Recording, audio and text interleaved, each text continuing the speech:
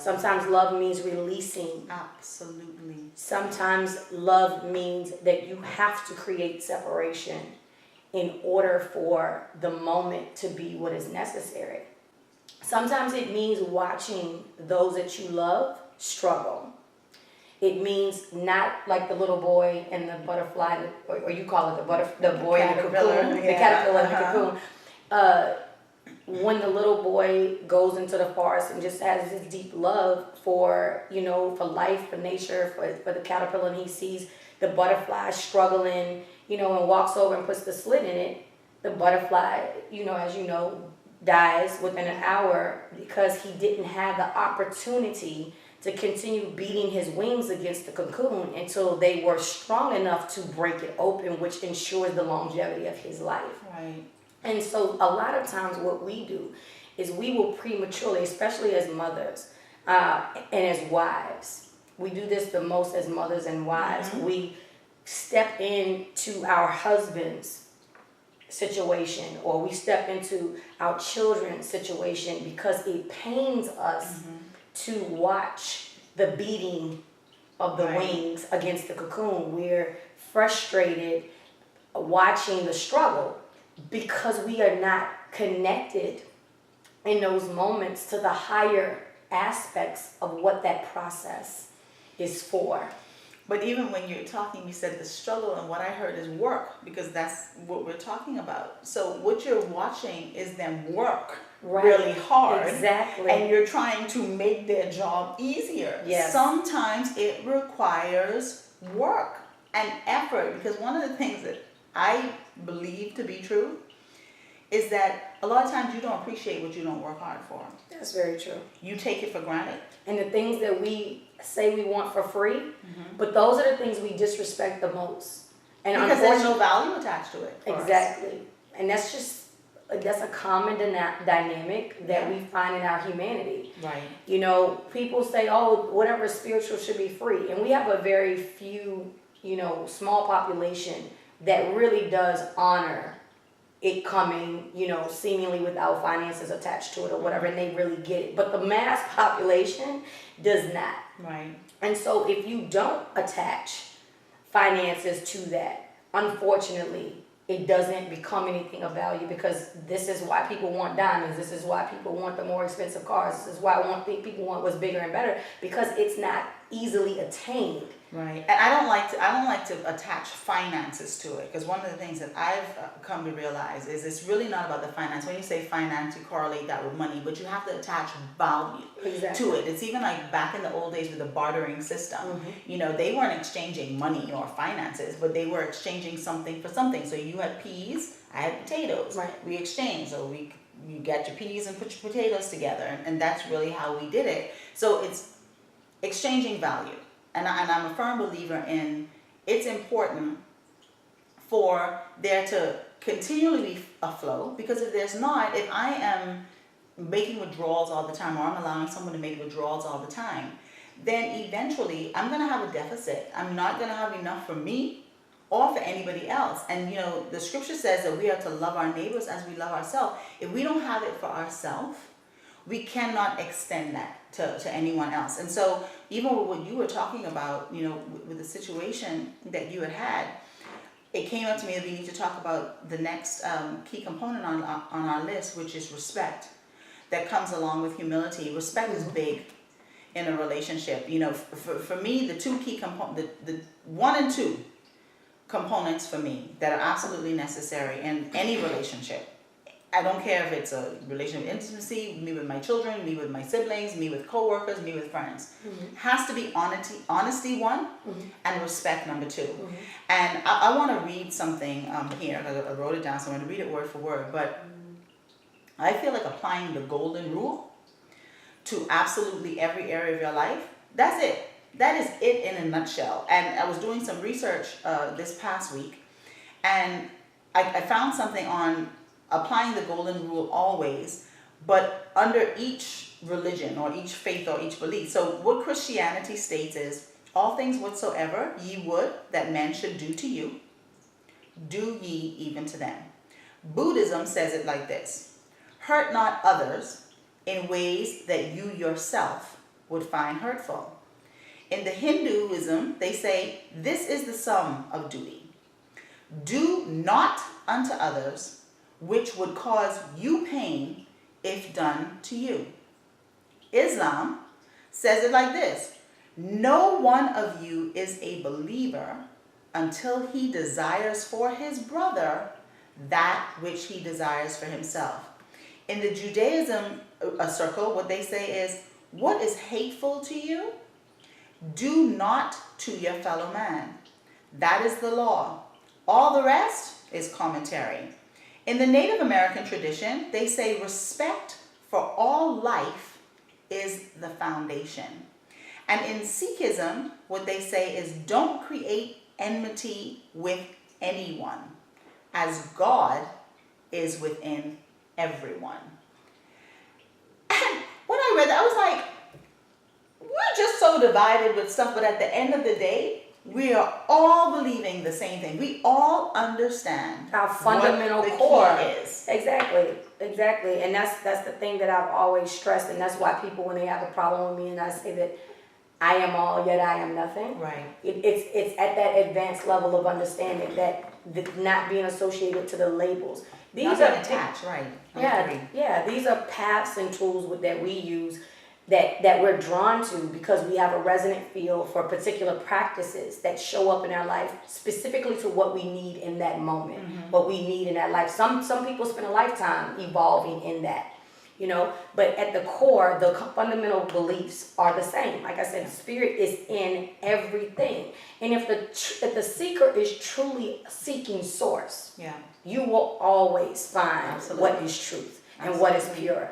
Because it's really about your heart. It's not even about necessarily the word. It's not even the words on the paper. It's not necessarily about the practice and the rituals. None of that means anything without a resonance. Right. And so if you're not truly seeking spirit, if you're not truly seeking the purity of love and source, then you're not going to find that. And as you're talking, I shared this, and I shared also with our viewers that someone had, contacted me as a result of the show, and they were pretty much what I got was that they were questioning where I was. But in that conversation, one of the questions that they asked me, and I'm going to retract right now, one of the questions that they asked me was, do you believe that there is only one way?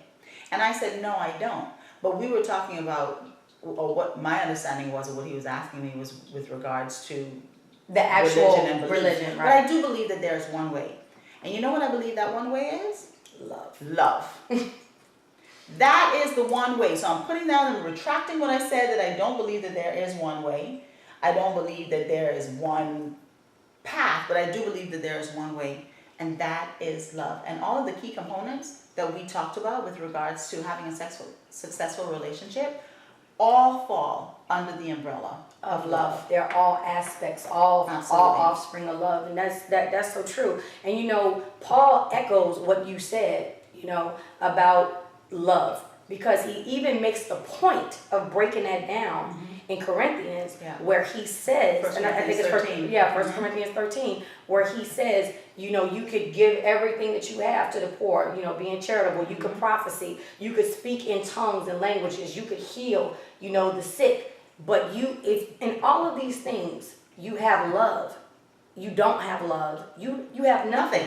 He said you're walking around like a clanging, banging cymbal. Even in all of these things that you are considering, but in that, if you don't have love, you have nothing. At the end of that scripture is faith, hope, love. These three abide. But the greatest of these is love. Absolutely. Yeah. That 1 Corinthians 13 in its entirety is a beautiful breakdown of so many different aspects and expressions and how love is dimensionalized. Yeah. And then it gives you a definition so that, hey, if you want to know if you're operating in love, love is not puffed up, love is not anger, it is not self-seeking. It gives you this formula, but we look at these things and we look at them loosely. But like what you said, love is not puffed up, it's not self-seeking, it's not angry. Love is respect. And all of those things are not respectful, but all of those things we find in so many relationships. And it's so important to give, if you want respect in return, you have to be willing, prepared, open to giving respect. That is so key. That is treating others the way you want to be treated. That is not doing to someone else what you don't want done to you. There was a little thing, I could see it. It was on a very bright green card when I was younger. You know, to have all these little funny card sayings, but it said, do unto others before others do all over you. And even as a child, I was like, no, that's not what it is. Because we talk about the frequency, because the whole energetic frequency attached to that just didn't feel right. Yeah. But unfortunately, that's how a lot of people think, you know, and they're like, I'm going to do unto others as they do unto me. No, that's not what it says. Why would you do to someone what you don't want done to you? It says do unto others as you would have them do unto you. You know, but what is so key right here that I think that we need to kind of illuminate is that what people aren't realizing is what they do unto others, they are doing unto themselves. Yes, ma'am. Because we are all one. Because in the moment you give it, you receive it. Exactly. And on a higher level of understanding, yes, that seeding is understood that I am my brother. Mm-hmm. There is no separation between you and I. That's in right. this matrix, we experience it like that because, as someone said the other day on one of the Facebook pages that I love, the infinity source is infinity infinite, literally refracting itself mm-hmm. back unto itself and experiencing itself in a restricted manner, only to expand and evolve back into the right. oneness of everything that it is. Now, all of that rest was mine, just the infinity by infinite. But yeah, I mean, it's really about understanding. But I think that you talk a lot about breaking things down in the simplest form so that people really get this at a grassroots level.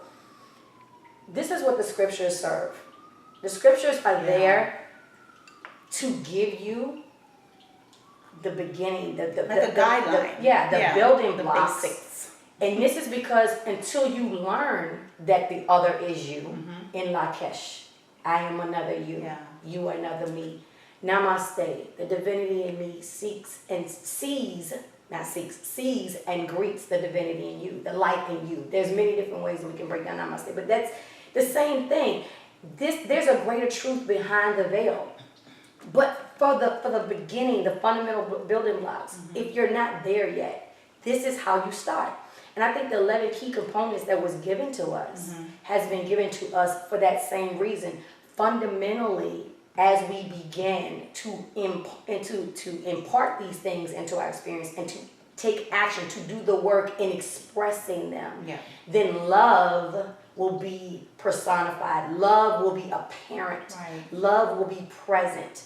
Love will be within and without, above and below. And it's like Gandhi says, be the change that you want to see in the world.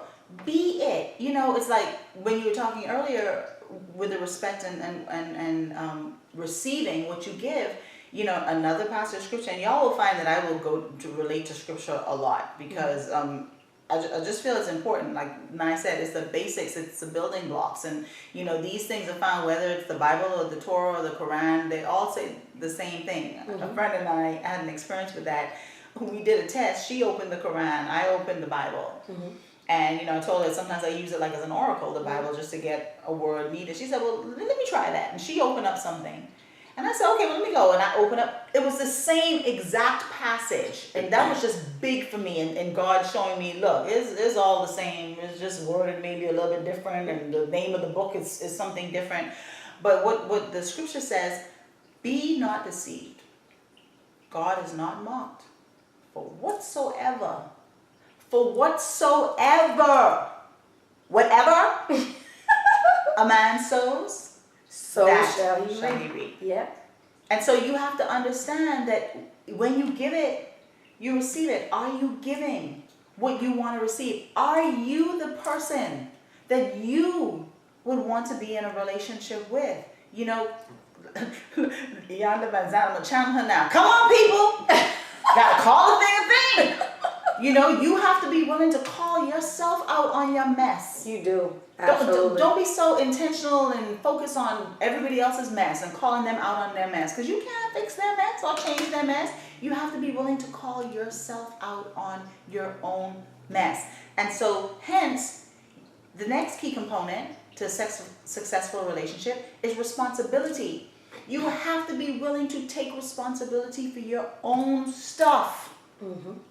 Absolutely. And your contribution to what is going on right now in the relationship. And you know, like we said last segment, nobody gets into a relationship for it to fail.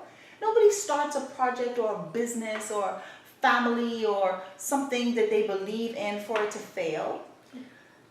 They don't, but a lot of people get into relationships for the wrong reasons.